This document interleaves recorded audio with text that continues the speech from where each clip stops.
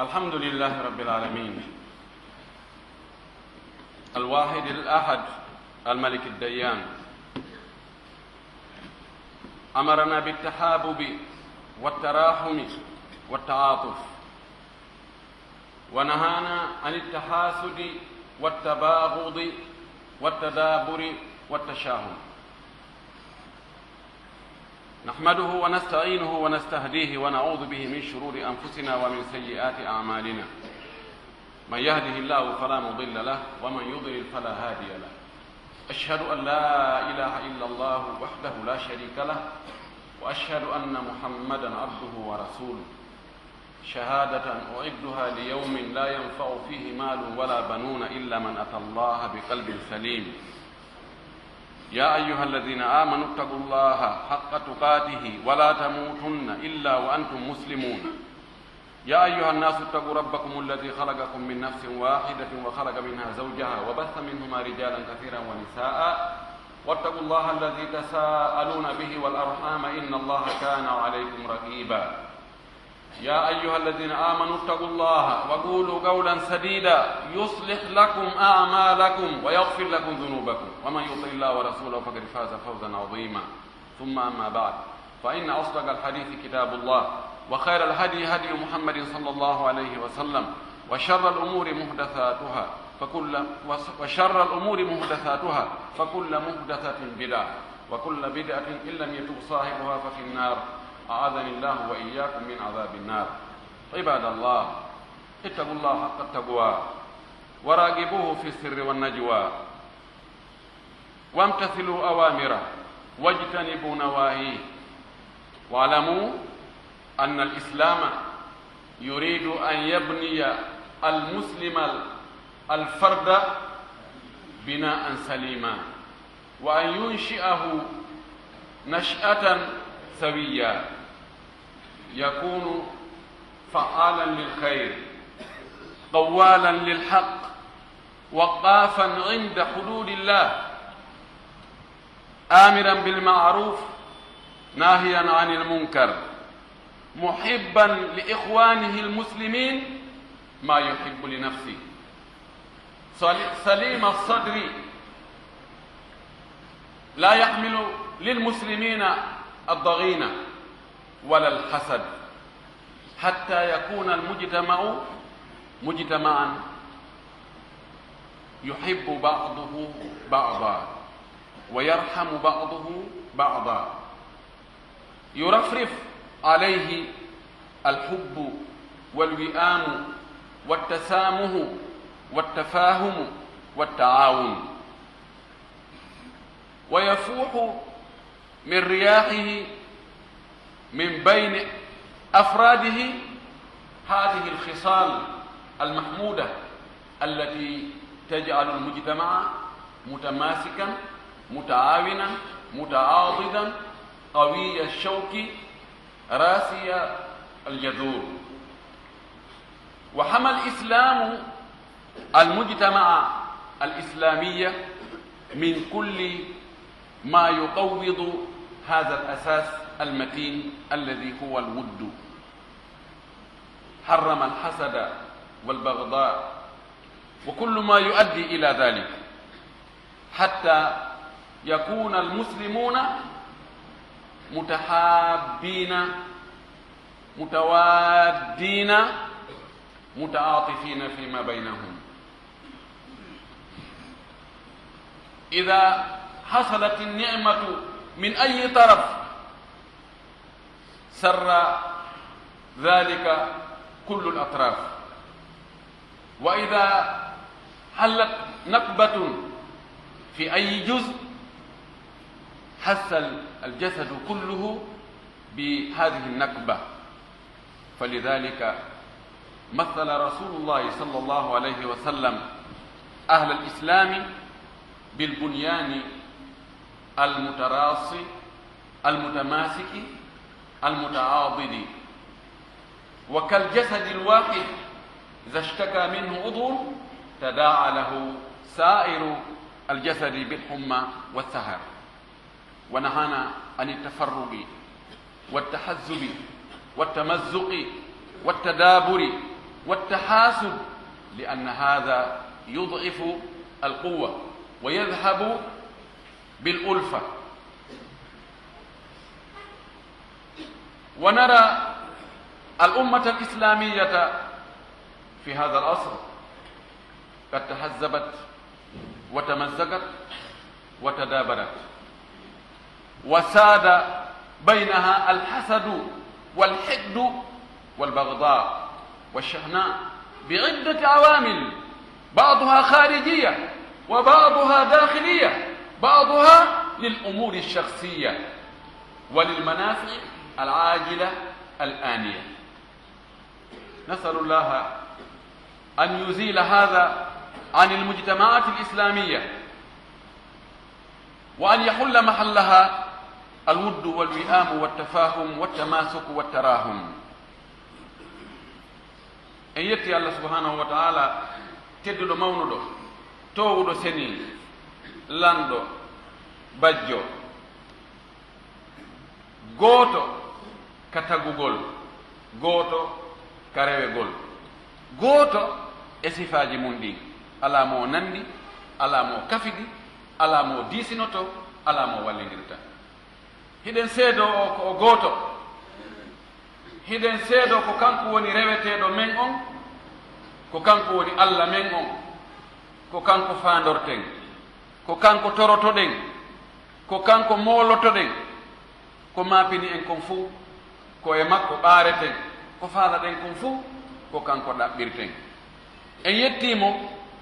e moƴƴereji ko moƴƴi e meɗen, o waɗi en e ɓiɓɓe adama ɓen tagu makko teddungu hittungu, o waɗi en e julɓe, o waɗi en jeyaɓe mofte muhammadu sallllahu alayhi wa sallam, mofte ɓurɗe moƴƴude e moftali ɗin. o waɗi en yimɓe ɗaɓɓitoɓe goonga, siiti goonga on kadi gollitira. o moƴƴoni e meɗen nemaji heewuɗi, e hino cellal, e hino ɓuttu, e hino yaajende, e hino newendeji ɗin fof. wa in tauddu nimatallahi la tuhsuha. sellinti nemaji allah ɗin en andatano ɗi foti, kono innal insana la kafur. neɗɗo on no heewi dullude. ko ɓuri kon koko heɓali kon, o ɓurata andutude, o ɓurata wowlude fi mum, o yeyna, o wowla, o jinda, o jolda, o ƴawra. ko heɓi kon, ko heewi kon ɗum ɗon koko mara manka fayda. si o landama ko wiyata a piiji ɗin fayda wela fii. en yettimo kanko Allah, en torike mo yo juulu e nelaɗo meɗen muhammadu sallllahu alayhi wa sallam, o mo neli meɗen saabu yurmede. yo juulu e sahabaɓe nelaɗo ɓen fof, e kala jokkuɗo koɓe jokkunoko watti batteji makko ɗin, watti batteji maɓɓe ɗin, rewi Allah no ɓe rewirno Allah noon. Allah taw hara ɗen tawda e ɓen. en yetti o Allah taguɗo nde tagore nde fof mayre, ko kanko kadi woni ko ne'i tagore nden, ko kanko warata fof kadi, ko kanko yimmintinta, ko kanko yoɓata kadi mo be ko wanno kon. siko ko moƴƴi o yoɓa on tigi moƴƴere, siko ko boni o yoɓa on tigi ko hani yoɓede kon. mo waɗi ko boni yoɓama joddi bondi haray toñe waɗali. anden hiɗen hani hulde o hulgol mo ngol ko yen ɗaɓɓutu ko o yamiri en kon jogitoɗen ɗum ha satta gollitiren e gundo e peeñal. weli wonkiji men ɗin wo welali ɗi wo, ko haaɗi en kon woɗɗitoɗen hara e ɓattaki fes, hay si intérêt hoy haynete koye no woodine e nder muɗum. iwtiren ɓaawo nelaɗo makko mo neli e men on muhammadu sallllahu alayhi wa sallam, gomɗinen on, ɗoftoɗen mo, yiɗen mo, ñentinen mo, eɓɓen golleji men dina ɗin fof e golleji makko ɗin. hara en feƴƴitaki mo, hara en lundaki mo. yiɗen ɓe nelaɗo yiɗunoɓen fof añen ɓe o añunoɓen, sabu ɓe o añunoɓen o añirali ɓe konnago ni nala ni tun, ko sabu boneji ɗiɓe waɗi ma ɗiɓe wi'i, ko sabu ɗum nelaɗo añiri ɓe. nelaɗo añirta neɗɗo ni nala ni tun fi tun, himo ɓuri mo jawdi, ma himo ɓuri mo laamu, ma himo ɓuri mo ŋari, ma himo ɓuri mo darde, maayi mo ɓuri mo ɗum ɗo maayi mo ɓuri mo ɗum ɗa o awa men enen goɗɗo ena min kaari no mettanmi kaari no mettanmi fi on ɗum imo mettanmi tum wonki hanki yiɗaali mo kanko nanon o wawno ko ɗum waɗi ɓe o yiɗi ɓen fof hiɗen haani ɓe yiɗude ɓe o añi ɓen kadi fof hiɗen haani ɓe añude hiɗen haani yiɗugol julɓe moƴƴuɓe ɓen fof hara en añaali hay gooto e julɓe moƴƴuɓe ɓen tawa si en añay goɗɗo wona kanko na physique makko on wona ɗum añirtenmo ko golle makko ɗen jikku makko on konnguɗi makko ɗi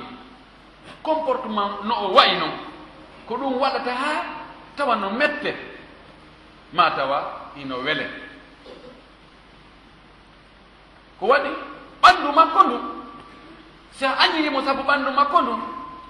haray ko hoddiro Allah ngol naatuɗa e muɗum a añirimo fii mo ɓawli hombo ɓawlinimo na kanko ɓawlini hoore makko Allah ɓawlinimo a añirimo fii mo kaani hombo kaaninimo siko kanko moƴƴinno hoore makko o kaanintano hoore makko añiramo fii mo raɓɓiɗi añiramo fii sugudu makko no molli añiramo fii mo wowla ngal ɗenngal ɗo taw siko kanko janngani ngal hoore makko e si tawi o muynugal ko Allah jonni mo ngal ɗenngal ɗon na ɗum no fof añirtamo ko waɗi ko ɗum ɗon wiyete ka usulul fiqh ɓe inna al awsafu tardiya sifaji waɗuɗi tun na an waɗi ko Allah waɗi goto waɗanaɗi hoore mum goto suɓaki yo wonu gorko ma yo wonu debbo ma yo wonu juutuɗo ma yo wonu raɓɓuɗo ma yo wonu danejo ma yo wonu ɓalejo ma yo jibine o sanga ɗo ma yo jibine ndi leydi ɗo ma yo taw ko ɓeɗo woni musidal muɗum oɗo woni yumma mum e ben muɗum goto suɓaki ɗum sa nangiri goɗɗo ko o waɗa haray a jeyama e tooñuɓe ɓen ko woni tooñugol ko waɗugol ñawore nden kande fotaka e waɗede idan oɗo nelaɗo meɗen sallllahu alayhi wa sallam iwtire ɓaawo makko Allah subhanahu wa ta'ala o yamiri en enen e mofte nelaɗo sallllahu alayhi wa sallam tentini mofte jaɓuɓe nootiɓen o yamiri en yo en yiɗidir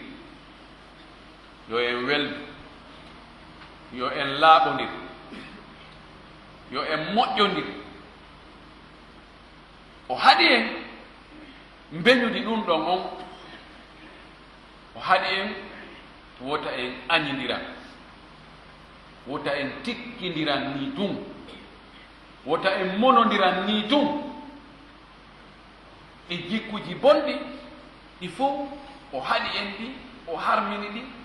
o rentini en e majji hulen Allah jogitoɗen ɗum l'islam honɗum faala l'islam ko faala ko moƴƴingol neɗɗo tawa neɗɗo on howondirɗo e makko wo tawa no weltori tawa na gañalo ɓernde makko nden o hebbina ɓernde makko nden gañanendi e konnaagu yimɓe ni nala ni tun tawa ko laaɓuɗo ɓernde ko moƴƴuɗo jikku ko humnowo aadi ko yiɗanɗo julɓe ɗimmoɓe makko ɓen moƴƴereeji ɗi o yiɗani hoore makko heɓugol ɗin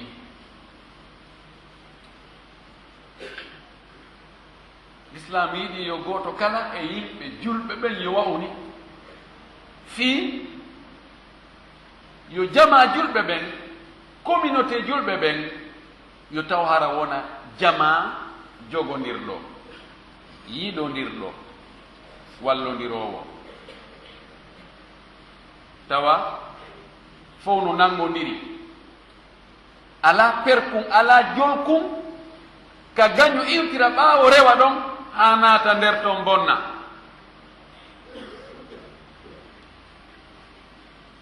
jama mo tawata hakkunde muɗum ko giggol woni hakkunde muɗum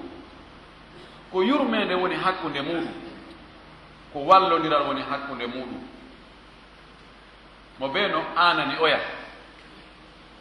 no mapanimo si yii ellaji tele makko ma si yii bone no arda tele makko. mo ɓe ko défense wonande oya, mo ɓe ko avocat oya.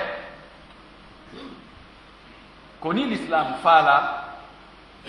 yo jama mum o wa'u, ko ni wa'uno law, ko ɗum waɗi hari ɓe ɗuuɗa, kono eɓe jogii giya,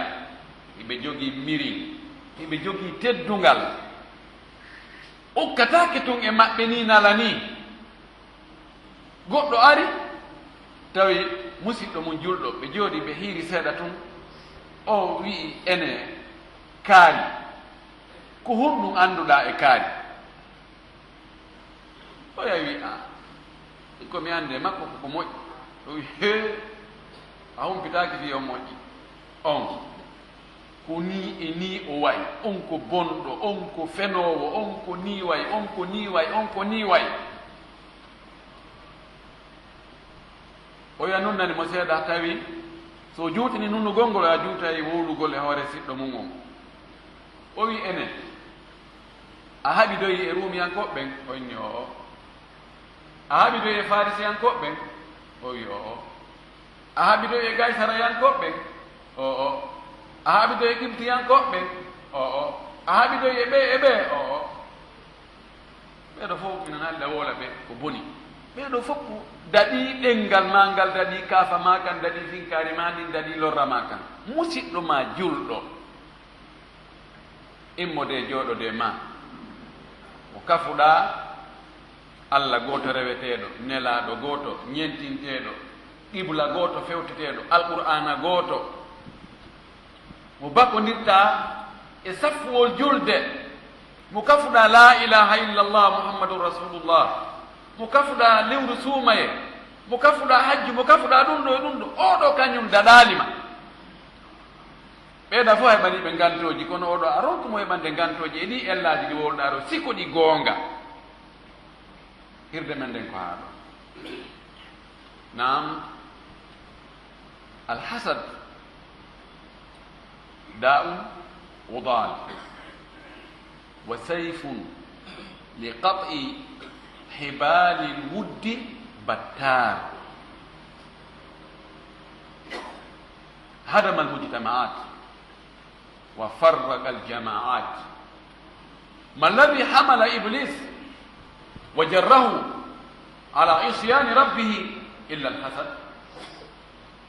ما الذي أغر قابيل على قتل أخيه حابيل إلا الحسد؟ ما الذي حمل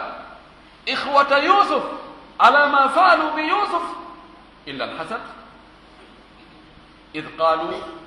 ليوسف وأخوه أحب إلى أبينا منا ونحن أصبع. ما الذي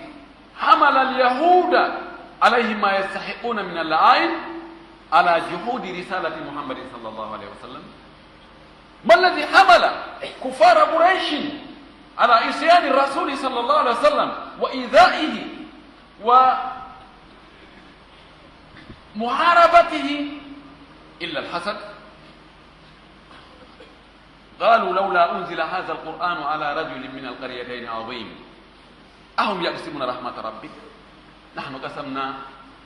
بينهم معيشتهم في الحياة الدنيا ورفعنا بعضهم فوق بعض درجات ليتخذ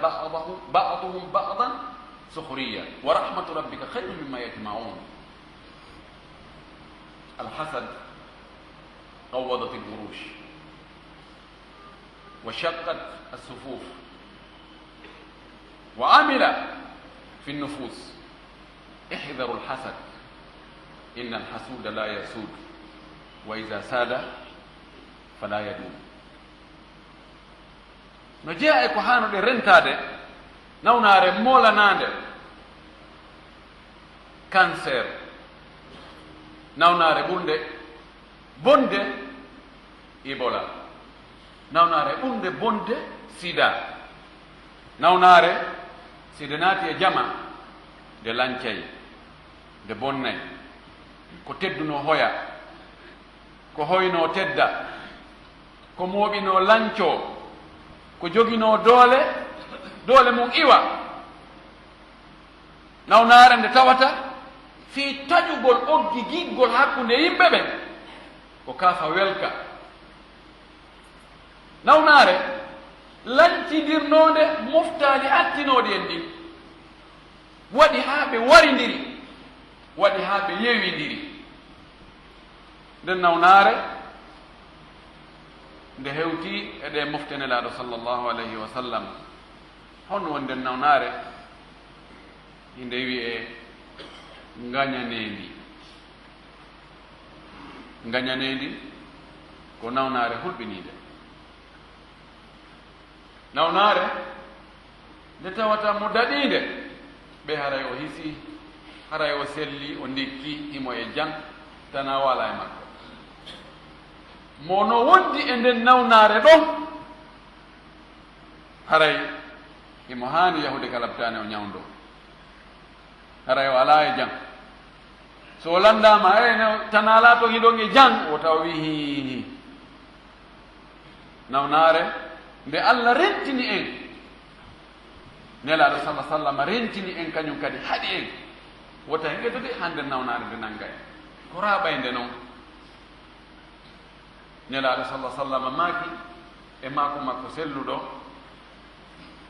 o maaki kadi dabba ilaykum da'ul umami qablakum alhasadu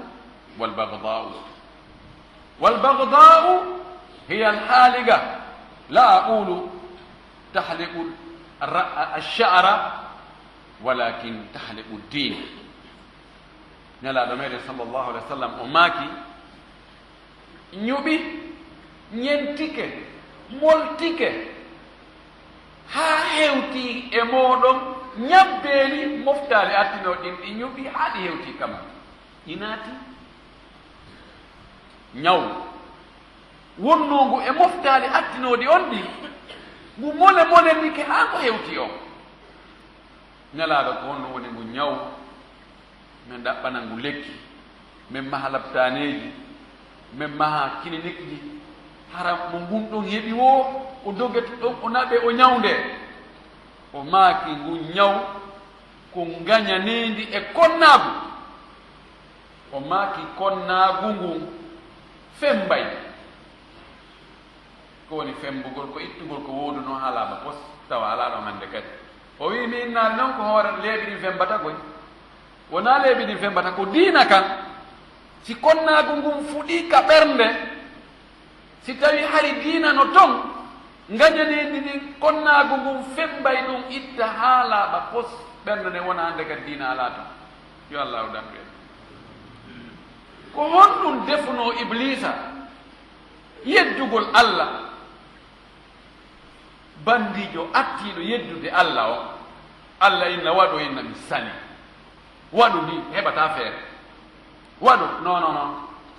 ɗum ɗo mi ɓurii waɗugol ɗum iblis cheytan honɗum defunomo ɗum ko ngañanendi o yii allah teddini baaba men adama ɓanti fi makko inni yo malayika fof yo sujjanmo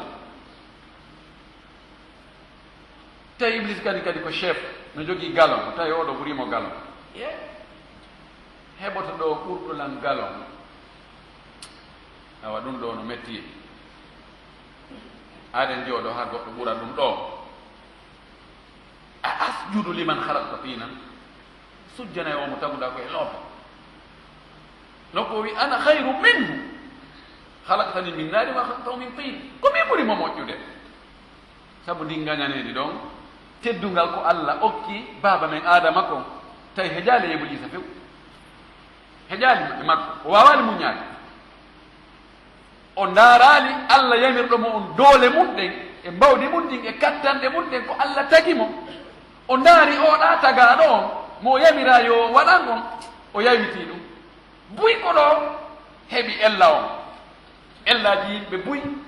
si a wi ɓe waɗu hunde kaari ko an ɓe ndarata a ɓiɗɗo an a jibinaɗo yeeso an ammo men ne'i ammo men jombinene mumen addi ɗo ko an arata kadi waajo men ɗo ɓe ronka ndarude konngol ngol ko hombo wowlingol an a filni ɓe yawi to wowlu ɗo ɓe andali jaka ko yamirɗo on yo wowlu on ko on ɓe yawi ko ɗum heɓno iblis ɗin gañanedi ɗum ko honɗum defno qaabila wargol siɗɗo mo ngon haabila ko gañanedi o wi o ƴetti jiyo ɓurɗo labede on ɗum gasata ko honɗum defno musidɓe yusufu ɓen ɓe ƴettugol mo ɓe naɓa ɓe untoya e koloyu allah moƴƴo e makko goɗɗo ƴawnamo ha gayna kadi ɓe a ƴettamo kadi ɓenna ko maccuɗo maɓɓe ɓe yeeyamo bisamanin basti darahima ma adudatin honɗum defunoɓe ɗum ko gañanini ɓay ɓe inni yusufu e siɗɗo mum buniyamini on ko o ben men ɓuuri yiɗude edi enen ɓeno wela ben men ɓuuri en ayi gañanini ɗi ngari ɗon joni noon ɓe inni ware yusuf ma bugoyoɗon mo goɗɗo o anda filme on tumati si be mon tawi yusufu ala ɗon haray ala mo yiɗatina on uqtulu yusufa aw itrahu ardan yakhlu lakum wajhu abikum wa takunu min ba'di qawmin salihin gañane di wanno ɗum alyahudaɓe ɓen ko fi honɗum ɓe salori nelaɗo ngal e hoore hiɓe gomɗini hiɓe andi hiɓe felliti wonde muhammad sallah sallam si makko on no windaka tawrata no windaka linjiiji débaji waɗama ha ɓe tawi yii ko kañum ni ɓe jooɗo e kamɓe tum feere ɓe ni honno watten pellete ko o tigi jannguɗen fimu na goɗɗo goo arayɗo on ko o woni sakkitiɗo on kono cikkana e men o yalti annabaɓe ɓurɓe ɓen fof ko emen yalti o yalti e ɓeeɗo e annduɗen ko enen waawi ɓe ko enen ɓuri ɓe ko enen ɗuma ko yimɓe muman binneɓe ko yimɓe ɓe annda hay fof kono noon ko kanko ni ko on woni position men ɓeyni hasadan ila l abad wadda kathiru min ahli lkitabi law yaruddunakum min badi imanikum kuffaran hasadan min indi anfusihim min badi ma tabayyan lahum lhaq sabu gañaneni ni ɓe faala wuri hay natanoɓe ka dina ɓen yo fo yo murtu yo yaltu muhammad tun heddo tawa ala ko wallamo ala ko tambomo o mulirani o luttirani sabuna ko woni neɗɗo ko jama ko ni gañanin ni wonno e gollirde gila allah jippini ɓiɗɗo adama on haa ɗo kala kelɗuɗo kala iwtiraɗo ɓaawo mum kala jabanaɗo kala teddinaɗo kala jon jawdi kala jon jaahu haray añamɓe ɓen ɓe falantake mo ɗum ɗon few ko ɗum waɗi nelaɗo meɗen sallllahu alayhi wa sallam fi andigolle ɗum o makani en conseil labaɗo o wi istainu ala qada'i hawaijikum bilkitmani fa inna kulla di ni'matin mahsud oni fiyo haajiji mon ɗin yoɗi hunto no jeeya ko wallitorton ɓaawo toragol allah subhanahu wa ta'ala yowo e makko no jeeya ko wallitorton suuɗugol piiji goo taw ha hewta fewndo kadi yaltintinte ɗon fewndo kadi weli bonnude ɗon suuɗaɗi o wi sabuna kala mo allah okkori neema haray himo mari aybe in yahsuduni fa inni la alumuhum wannasu qabli min ahli lkhayri aw min ahli lfadli kadi husidu ko ɗum goɗɗo e karama koɓe kummaluɓe yimɓe ngari inni he ndara kaari en no añuma kaari en no añuma kaari en no añuma o in yahsuduni fa inni la alumuhum si ɓen añiila mi felataɓe few o wi sabu na yimɓe go attinoɓe lan jomiraɓe ɓure ɓen kadi añano nayan fuɗɗi haɗa maki kala jon nema hara himo mari aye ɓe ɗum noon nema o nema siko allah hokkuma gandal nema ngal gandal ɗon taway no woodi ɓe faranaka ma ɗum few siko jawdi allah hokkuma taway woɓɓe faranaka ma ɗum few siko teddungal allah hokkuma taway woɓɓe faranaka ma ɗum few siko laamu allah hokkuma taway woɓɓe faranaka ma ɗum few siko cellal allah hokkuma taway woɓɓe faranaka ma ɗum few siko geɗal ɓe allah hokkuma taway woɓɓe faranaka ma ɗum few kala ko heɓuɗa e moƴƴereji ɗi ɓiɓɓe adama yeli heɓugol ɗi taway no woodi ɓe falaka ɗum few nam kono ma a adal al hasad gañanendi no nunɗi yamalu fi lhasidi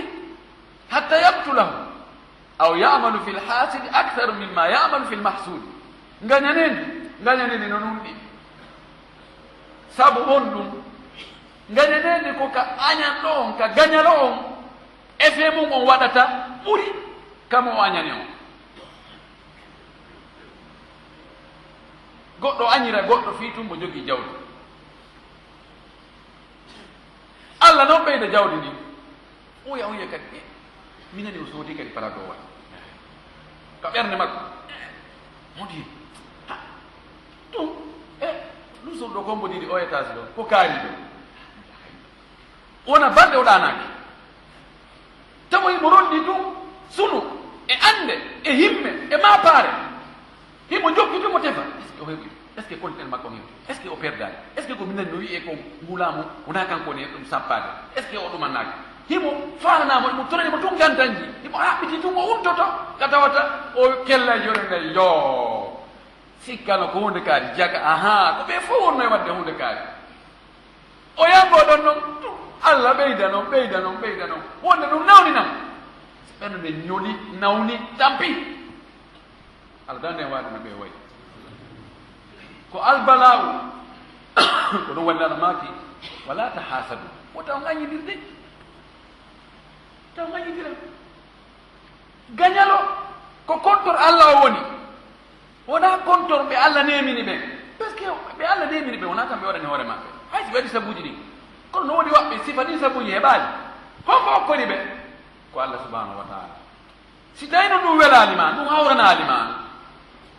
haray ko poɗɗa kontor muɗum manam ko wiɗa ko allah sendi kon sendaki wona ɓe ɗo fotno hendade ko andu wano hendade ko honno wiyete hasad gañanendi ɓe wi tamanni zawal nema anil gayri ko wiyete gañanendi ko yelagol faale yo nema mo allah nemini goɗɗo goo yo on nema yo iw no iwyo hay si tawi artata e ma woɓɓe wi hay si tawi hara si oya perdina kañum hendoto kono sago mum ko oya perdu tum no woodi woɓɓe o andita gañanidi no ɗuuɗi entini ka fulawaji meɗen yo allah faabay gen fof faaboɓe kamɓe kadi mo ɓurɗa moƴƴade e muɗum so nani albalaw e tampere no yiyani maɗa mo ɓuri ara kanko ɓuri weltade sago makko marɗa kon ko yo lanno on fof foto wonon torotoɓe no ɓurani mo ko wonɗa heɓde yaha okkoramo gañaneni no hulɓini kono yen foti senndirde hakkunde piiji ɗiɗi hakkunde gañanendi añangol goɗɗo moƴƴere nde o heɓi nde e monanagol mo sabu nde moƴƴere nde o heɓi o waɗirani nde no nde haaniri waɗirede noon o yeddiri nde allah allah okkorima jawdi neɗɗo o ƴetti jawdi ndin himo yeddirde ndi allah himo waɗirde ndi ko boni himo lorride ndi yimɓe ɓe ko neɗɗo o monanto o ɗon kon ɗum ɗon na hasad ta mono ko o heɓi jawdi ndin kon mono ko o yeddiri allah jawdi ndin kon ko o lorriri yimɓe jawdi ndin kon goɗɗo heɓi laamu o lorriri yimɓe laamu ngu o tampini o soññi ɓay hari fewndo aɗo heɓde laamu o wawata no wadde piiji goo mon on ɗo ɓe o monane ko honno ta monoranmo fii ko heɓi laamu ngun ko monoranmo fii ko o utilise ɗi laamu ngun kon ka tawata ko lorra wonani ɓiɓɓe adama ɓen ko yeddugol allah woni hakkude makko e allah ɗum ɗo no setti na gañaneni no na ko wiyete hasan kono o woña o hibba o tooña o lorra o bonna o yeddirari ɗum allah monanam ni tum fi o heɓi hada huwa alhasad. ñande goo on no hadis o nange timminide khutba men arano anas ibnu malik radiallahu anhu fillanoy o wi kunna julusan inda rasulillahi sallallahu alayhi wa sallam فقال رسول الله صلى الله عليه وسلم يطلع عليكم رجل من أهل الجنة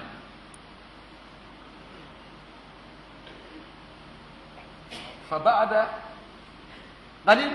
دخل رجل من الأنصار يتقطر الماء من أثر وضوئه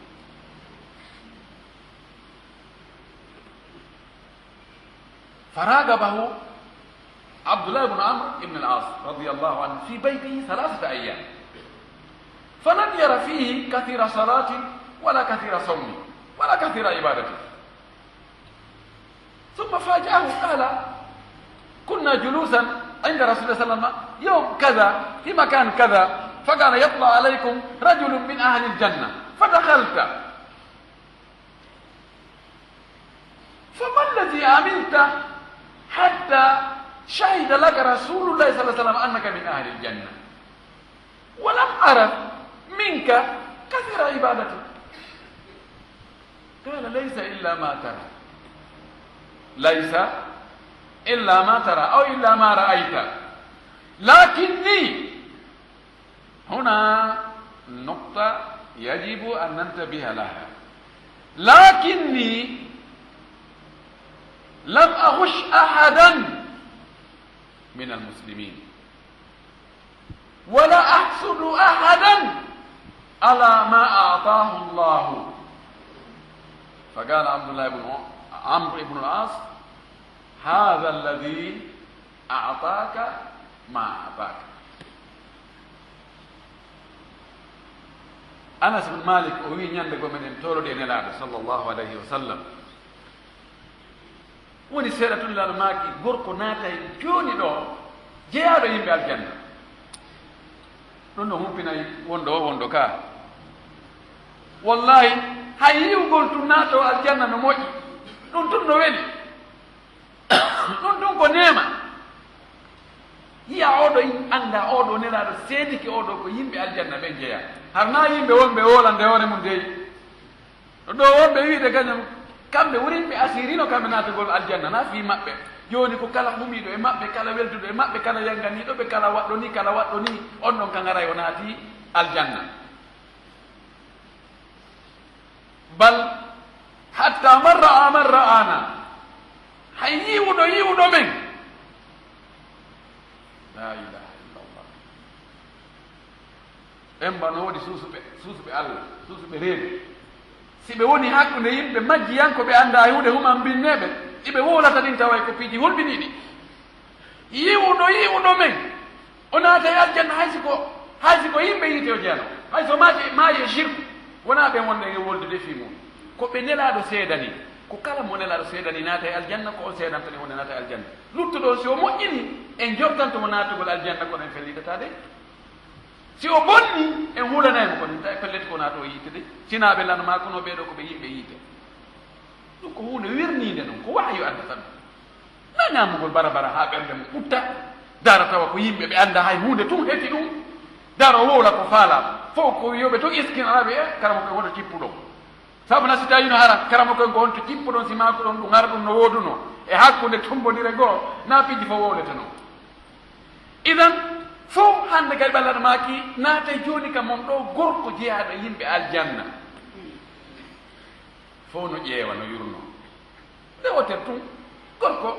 jeyaɗo e takamɓe madina naati no salligui waare mum nden no ƴaara batte salligui on no jogui paɗo e mum koye ka jungo ɗo fof ndaarindiri fakkifude goto waɗ ne laaɗo ma kaali ko oɗo laaɗo ma kaali hay fof goto woɗade hay hunde Abdullah ibn Amr ibn al-As joƴƴuɗo o inni mi daaray ko honɗum o golli haa nelaaɗo seeɗa ɗi mo naatu ko aljanna min kan ndaara si mi ñentinama mi waɗa sifa ɗum ma anndi julaaɓe kalabanteɓe si ɓe anndi jooni marchandise ari ɗo si tawi o marsi yimɓe ɓen turayno jurol mbiɗa yaara ɗo Amérique ɓe moɗo ɓe yaara Hong Kong ma ɓe yaara to sooda marchandise ɓe rewne anokko go turra jure ewta ronki anndude ko o marchandise ono ewde joju ɓen noon ɓe wattanayla ɓen joni o fokkiti ni kadi mi yaada e makko taƴa biye on to yahata mbiɗa yahata on eto ha annda ko on tigi on yaade anndoya ko honto ndu ɓunndu ka woni e ƴoogude ɗo kon ndu ɓunndu woni kañum kadi ƴooga enen ka fi aduna iɓe ñeeñani ɗo iɗen kala bantani ɗum moƴƴi noon Abdoullah ibne Amr ibne As kanko ko fii o aljanna ko ɗum o wonno e daarde ko honno heɓirta ɗum o eti o ayni o yaka galle makko balɗe tati o yaali ono golla tigi dewe woni ko kanko Abdoullah ibne Amr ibne As woni e wadde ko o yaali ono juula ko ɗuuɗi jemma o yaali ono hoora ñalolma ko ɓuri ko o kanko woni wadde ko tigi o tawi ko naturel ordine kanko tigi mo wadde fayde ɓuri ɗum ɓay ɗon timmi o tawi ɗo balɗe tati ɗum ɗo yoni komi oyi heede accana hakke haɗi mo folan wattandila kono rewirta Allah o wi ñande ñalande kaari men towde en la sallah sallama laaɗo maaki gorko jeyaɗo yimɓe aljanna naata e ɗo jooni naatuɗa o wi mi faandu daarude ko honɗum waɗuɗa waɗanɗa Allah e dewe haa nelaaɗo seeɗan ma ko a naato aljanna ko ɗum mi wonnuma e aynirde ɗo balɗe kono mi aali tigi o hina waɗa dewe ɓuri ko mi woni e wadde ɗum o wi ko ɗum ɗo dow ɓeri ko yiɗa ɗo ko ta sikku kadi si aɗa ɗum ɗo miɗo wadde ɓuri ɗum ma yeeso ka mi waɗa e ɓuri ko ɓeri ko yiɗa ɗo ko ka dewe ko ɗum ɗo o wi kono min ha hande mi jamfaki julɗo ɗo woni toɓɓere nde ɗo woni ko mettifi ko hadi al aqaba wa ma adraka ma al aqaba fakku raqaba o wi min mi jamfaki julɗo ha hande o wi ka ɓernde an ɗo gañanidi julɗo ala ɗo hay toɓɓum gotum Abdoullah ibne Amr ibne As wi mi faami ko ɗum ɗo hokkuma ko heɓoɗa ko yo Allah hokku en ɗum أقول ما تسمعون وأستغفر الله لي ولكم ولسائر المسلمين من كل ذنب وخطيئة فاستغفروا إنه هو الغفور الرحيم.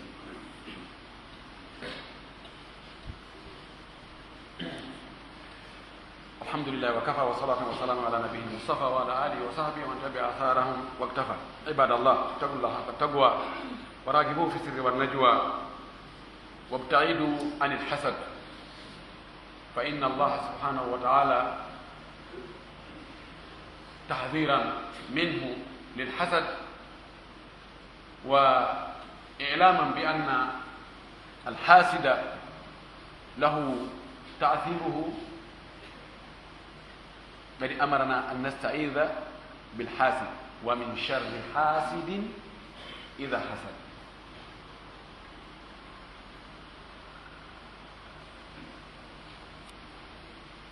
الحاسد أو الحسد يأكل السيئات قد يذهب بجميع سيئات العبد وهو لا يدري لأنه تدخل في قضاء الله وقدره. en yetti Allah subhanahu wa ta'ala fuɗɗode hakkunde ka timmode en torimo yo jaɓan e konde nge yettude mo kon konde mo rewde kon fuu musidɓe julɓe tedduɓe hulen Allah ka gundo e ka peeñal ka golleji men e ka galleji meɗen laɓɓinen ɓerɗe men ɗen itte ngaygu tommo ɓe yo ndaaru ɓernde mum nden si tawi gañanendi no nder ton ko fandi o yo lowtu ɗum haala wa pos o itta o anda arsike on wona e junngo heɓuɓe ɓen woni wona e junngo makko kadi ko junngo Allah subhanahu wa ta'ala ko kanko sendirta no faalira noon o anda hay gooto faɗuɗo ala kala mo o yiiri nema yo weltano Allah so a yii julɗo no heɓi nema weltano Allah ko o julɗo heɓi nema ko o heɓi ngal teddungal ko heɓi ndi jawdi ko heɓi ngulamu ko siɗɗo ma innama almuminuna ihwa fa aslihu bayna akhawaykum wattaqu llaha laallakum turhamun. julɓe ɓe koɓe siɓɓe koɓe nene gotoɓe. anden gañaneedi hakken ko gañaneedi mawdi tawi waɗay batte kadi allah yaniri en yo en moolomo yen toromo yo dandu en bone gañaneedi gañalo bone gañaneedi gañalo si allah inni yo en moolo hunde harande fanɗagoy ko ɗum waɗi en fota e raɓɓinɗinnade e ɗi du'aaji e jantagol inde allah. sabu neɗɗo si tawi ya duuɓi jantagol inde allah ka wonɗa o ka wonɗa ede jantade inde allah ɗe julde allah sallah sallam ɗa wadde du'aaji torade allah yo allah dande bone boneji ɗi ke joom boneji ɗi allah dandeta koye piiji buy hay si goɗɗe fiɗete kono ɓurde ɗe woopete ko ɓay pellet ko laɗa maaki kon ko goonga kala jo neema no aña ko hunde nde annduɗe nde reenuɗe nde wuuruɗen e muɗum ko ñaw wo allah ɗum cheytane waɗi e ɓerɗe yimɓe ɓe. idan laɓɓinen ɓerɗe men ɗen itte gañanede e majje few. wasalu llaha min fadlihi torɗen allah ɓural makko ngal fii goɗɗo heeɓi wota sikku ɓay allah okkori on ɗon ko allah marno ko lanni munanoɗa on ɗo inna o ɓirti few hande kadi min ala kam heeɓa toro allah ɓural makko ngal lannata ma indakum yanfadu wa ma inda allahi baaq ko marɗen ko ngene lanna kono allah kanko mari ko lannata tori marɗo on tori okkorɗo o on kono no hulɓini miɗo huuli miskinɓe hande ɓen wota ɓe wono miskinɓe hande ɓe wono kadi miskinɓe janngo sabuna ɓerɗe ɗen ɓurɓe ɗuɗo ɓe ɓerɗe laaɓa gañanen no heewi toon tew konnago no heewi toon tew añugol monagol ko yimɓe ɓe yedi kon no heewi toon tew tawa lewna ɓenna ɓe tooñi on tigi naa ɓe waɗi on ko ɓay toon ɓe ƴettani jawdi fof ɓe jonni on tigi rentoɗen e ɗum laɓɓinen ɓerɗe men ɗen hakkude meɗen on tumati en yiɗiniray nila daari allah sallah sallam no maaki o maaki lan tadkhulu ljannata hatta tu'minu walan tu'minu hatta tahabbu afala adullukum ala amrin aw ala cheyin ida faaltumuhu tahabaktum afshu salama baynakum ɗaɗo maaki wallahi on naatata aljanna ha gomɗino wallahi on gomɗinta ha yiɗiniron si tawi gañani no hakkude meɗen yiɗiniray o wi en natta aljanna ha gomɗinen en gomɗinta kadi noon gomɗinannaadowal aljanna ha yiɗidiren o yoŋaccatami timmina hunde so waɗi nde tun giggol wona hakkude moɗon on yiɗidiray ɓe wi yeeton o wi ɗuɗɗine hiwrodiral ngal hakkude moɗon o fotto assalamu aleykum wa rahmatullah assalamu aleykum wa rahmatullah jarama naala e moɗon naala toon iɗon e jam ɓeyngure nden ramaki tabassumuka fi wajhi akhika sadaqa a moosangol siɗɗo maɗa son fotti tum moosanamo hentinanamo yeeso ma ngon darmaki ɗum ko sadaka almahrum man haramahu llah ko woni kataɗo komo allah ɗali wi piiji mo tawi allah kan o ɗalimo hentinangol yimɓe ɓen yeeso mum ngon holla ɓe no weltaniɓe moosanaɓe jaranaɓe wonnaɓe konngudi wel ɗum ɗo facture mum arata wiye ɓe yoɓoya ɗum ɗo naka impôt ɗum yurata wonaka duwani wona honto wona honto hombo ronkata ɗum ɗo alkalimatu tayibatu sadaka larmaki konngol moƴƴol ngol wowlanɗa siɗɗo ma ko sadaka wa qulu linnasi husna wonane yimɓe konngudi moƴƴuɗi yiɗiniren itten konnago e ngaygu e haasidago hakkude meɗen añire yimɓe ɓen embere bonnere maɓɓe nden mo bonni noon bonnere makko nden fotaka e weltorede kala noon ko waɗi sabu ha o bonni woni ko jawdi waɗi ha o bonni woni ko teddungal waɗi ha o bonni woni ko laamu waɗi ha o bonni woni ko doole ɓanndu waɗi ha o bonni kala ko waɗi ha o bonni bonnere makko nden duwaka weltorede en toriki Allah subahanahu wa taala yo Allah ittu konnagu mum hakkude meɗen yo Allah ittu gañane ndin e haasidagal ngal hakkude meɗen Allah waɗi e yiɗidirɓe Allah waɗi e yurmodirɓe Allah waɗi e moƴƴuɓe Allah waɗi e yiɗuɓe yimɓe moƴƴuɓe ɓen Allah waɗi e yiɗuɓe yimɓe moƴƴuɓe ɓen yo Allah waɗi en aniɓe yimɓe bomɓe ɓen yo Allah dandu e bone bomɓe ɓen en torki Allah subahanahu wa taala kala toriɓe en du'a ɗaɓɓiri en du'a fi haajuji mum yo hunto dagiiɗi ɗi fi yo daɗu ko hulno kon fi moƴƴereji ɗi faalaɗi en torki Allah ko kanko mari yo Allah okkorɓe yo Allah okkoro e neweede Allah okkoro e yaajede yo Allah okkoro e gandal Allah okkoro e kulol Allah yo Allah okkoro en jawdi laaɓuɗi jagiɗi waɗaɗi barki yo Allah fewnan en gueɗalɓe men ɓe yo Allah fewnan en ɓeygure men ɗe yo Allah powɗu balɗe men ɗe yo Allah ɓeydan en hijabu yo Allah okkoro en ɓuttu yo Allah ɓuttinan en leydi men ndi Allah dandu en guere e albalawu e ɗi leydi meɗen yo Allah ittan en ñabbere ɗin ka leydi meɗen en torki Allah subahanahu wa taala yo Allah waɗu jamaji men ɗin jamaji yiɗidirɗi jamaji yurmodirɗi jamaji famodirɗi jamaji wowloji goonga golla e hoore goonga nanodira e hoore goonga en torki Allah subahanahu wa taala lorroɓe yo Allah nanngu juuɗe maɓɓe ɗen